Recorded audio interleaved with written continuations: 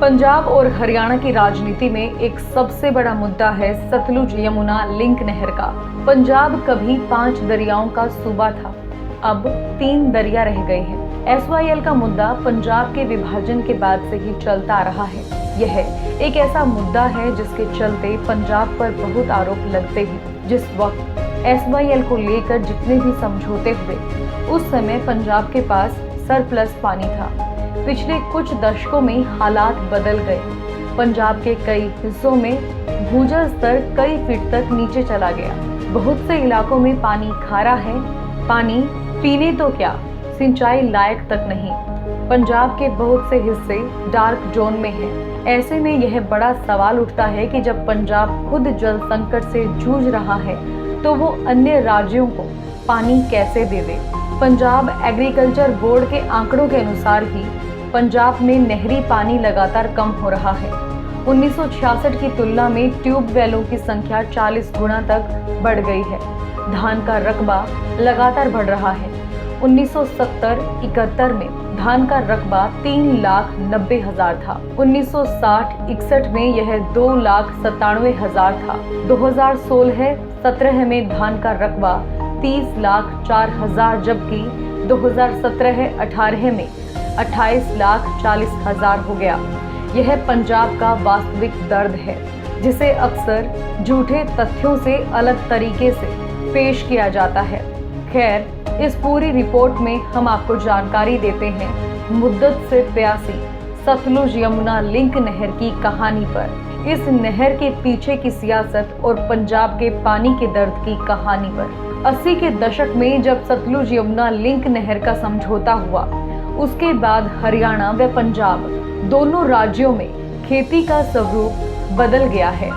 1980-81 में पंजाब में खेती का स्वरूप बदल गया था। 1980-81 में पंजाब में 14,30,000 हेक्टेयर रकबा नहरी पानी से, जबकि 19,39,000 हेक्टेयर नलकूपों से सिंचित होता था। इसके बाद नहरों का अधिक जाल बिछने के बाद 1990-91 में 16,60,000 हेक्टेयर नहरी पानी से सिंचित होने लगा। जल के अधिक दोहन और धान जैसी फसल का रकबा बढ़ने के बाद 2018-19 में 11,69,000 हेक्टेयर रकबा नहरों से, जबकि करीब 29 लाख हेक्टेयर नलकूपों पर आधारित हो गया। जल संसाधन मंत्रालय की ओर से 2019 में जारी एक रिपोर्ट के अनुसार पंजाब में 138 ब्लॉक में स्थिति चिंतनीय है। 22 ब्लॉक ही फिलहाल सेफ हैं। पंजाब में साल 1960-61 में 2,27,000 हेक्टेयर में ही धान का रकबा था, जो अब 14 गुना तक बढ़ गया है। अब धान का रकबा 28 लाख हेक्टेयर को पार कर गया है। इसी तरह से हरियाणा में पिछले 50 साल में नलकूपों की संख्या 30 गुना बढ़ गई है। 1966 में डीजल आधारित 7,767, जबकि बिजली आधारित 20,190 नलकूप थे। अब डीजल आधारित नलकूपों की संख्या 3,01,986, जबकि बिजली आधारित नलकूपों की संख्या 5,75,165 हो गई है। यह भी एक चिंतनीय तथ्य है कि 1966 में 3,02,000 हेक्टेयर भूमि नलकूपों से सिंचित होती थी। अब 17,21,000 भी नलकूपों के जरिए सिंचित हो रही है। 1966 में हरियाणा में केवल 1,92,000 हेक्टेयर में धान की काश्त हो रही थी और यह रकबा 13 लाख हेक्टेयर को पार कर गया है। जाहिर है कि दोनों राज्यों में पिछले 4 दशक में खेती का स्वरूप इतना बदल गया है कि भूजल का अत्यधिक दोहन हुआ है। नदियों में भी अपेक्षाकृत पहले से पानी की उपलब्धता कम हो गई है। 800 करोड़ से अधिक का खर्च दर्जनों सरकारें आई गई, लेकिन 2014 किलोमीटर लंबी सतलुज यमुना लिंक नहर अभी भी प्यासी है। सुप्रीम कोर्ट के आदेशों की भी पालना नहीं हुई। हरियाणा और पंजाब के लिए ऐसा राजनीतिक मुद्दा जिससे चुनावी तस्वीर बदल जाती है। मंगलवार को भी इस नहर के मुद्दे पर पंजाब के मुख्यमंत्री कैप्टन अमरिंदर सिंह व हरियाणा के मुख्यमंत्री मनोहर लाल खट्टर के बीच बैठक हुई। जल संसाधन मंत्री गजेंद्र सिंह शेखावत ने भी वीडियो कॉन्फ्रेंसिंग के जरिए शिरकत की। 1982 में इस नहर की आधारशिला रखी गई थी, लेकिन विवाद बहुत पुराना है। विवादों का पर्याय बन गई है यह नहर। समझौते के अनुसार कुल 17.17 मिलियन एकड़ फीट पानी में से पंजाब को 4.22 मिलियन एकड़ फीट, हरियाणा को 3.5 मिलियन एकड़ फीट, राजस्थान को 8.6 मिलियन एकड़ फीट, जम्मू कश्मीर को 0.65 मिलियन एकड़ फीट व दिल्ली को 0.20 मिलियन एकड़ फीट पानी मिलना तय हुआ। 24 जुलाई 1985 को तत्कालीन प्रधानमंत्री राजीव गांधी और शिरोमणि अकाली दल के तत्कालीन अध्यक्ष हरचंद सिंह लोंगेवाल के बीच एक महत्वपूर्ण समझौता हुआ। मामला लंबे समय से अदालत में चला।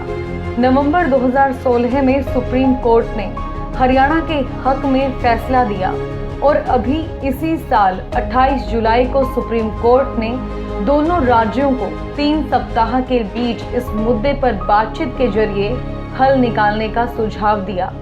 क्या है SYL की पूरी कहानी, क्या है विवाद और कैसे 4 दशक में दोनों ही राज्यों में जल संसाधन कम हुए और खेती की तस्वीर बदली। सतलुज यमुना लिंक नहर का विवाद हरियाणा गठन के बाद से ही चला आ रहा है। इस विवाद की मुख्य जड़ है नदी के जल का बंटवारा। साल 1976 में तत्कालीन प्रधानमंत्री इंदिरा गांधी ने भी इस मामले में हस्तक्षेप किया। सतलुज यमुना लिंक नहर परियोजना के अंतर्गत 214 किलोमीटर लंबा जल मार्ग तैयार करने का प्रस्ताव था। इसके तहत पंजाब से सतलुज को हरियाणा में यमुना नदी से जोड़ा जाना है। इसका 122 किलोमीटर लंबा हिस्सा पंजाब में, जबकि शेष 92 किलोमीटर हिस्सा हरियाणा में है।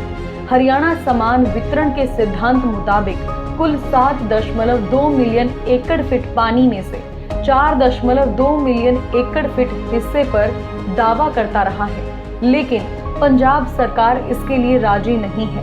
हरियाणा ने इसके बाद केंद्र का दरवाजा खटखटाया और साल 1976 में केंद्र सरकार ने एक अधिसूचना जारी की, जिसके तहत हरियाणा को 3.5 मिलियन एकड़ फीट पानी का आवंटन किया गया।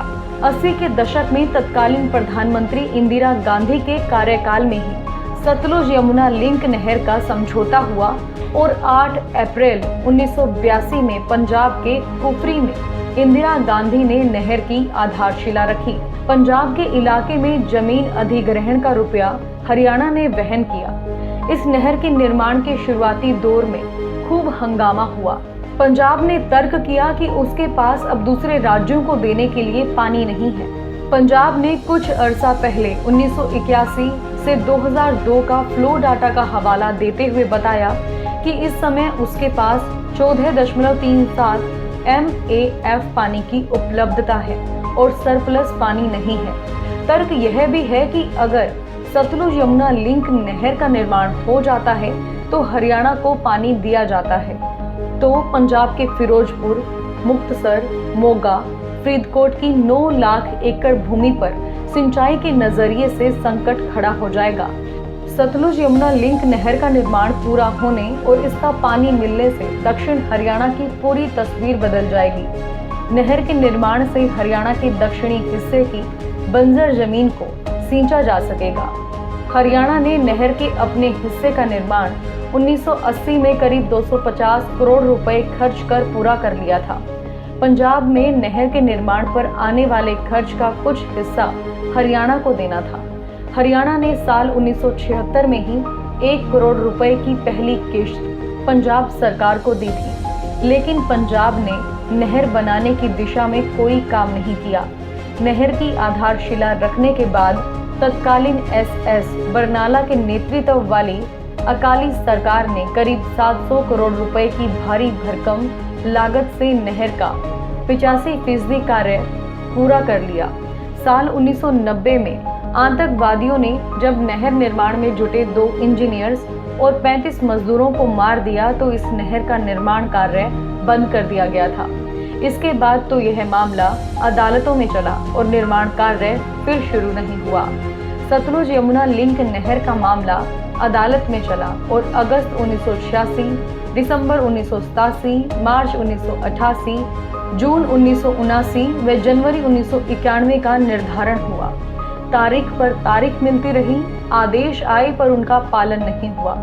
15 जनवरी 2002 को सुप्रीम कोर्ट ने केंद्र सरकार से 6 माह की अवधि में इस नहर का निर्माण पूरा करने के आदेश दिए। बाद में पंजाब ने इस निर्णय को बदलने के लिए याचिका लगाई, जिसे सुप्रीम कोर्ट ने 4 जून 2004 को रद्द कर दिया। इसके बाद हरियाणा की ओर से 2002 और 2004 के जारी आदेशों को लागू करवाने के लिए साल 2011 में फिर से एक याचिका दायर की गई। 26 नवंबर 2016 को सुप्रीम कोर्ट ने हरियाणा के हक में निर्णय सुनाया। इसी बीच पंजाब ने विधानसभा में बिल पास करते हुए नहर बनाने के लिए अधिग्रहित की गई जमीन को इसके मालिकों को वापस लौटाने की बात कही।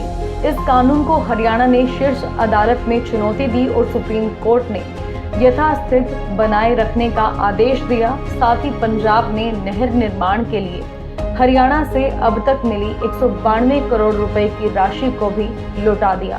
Bureau report, Republic Haryana.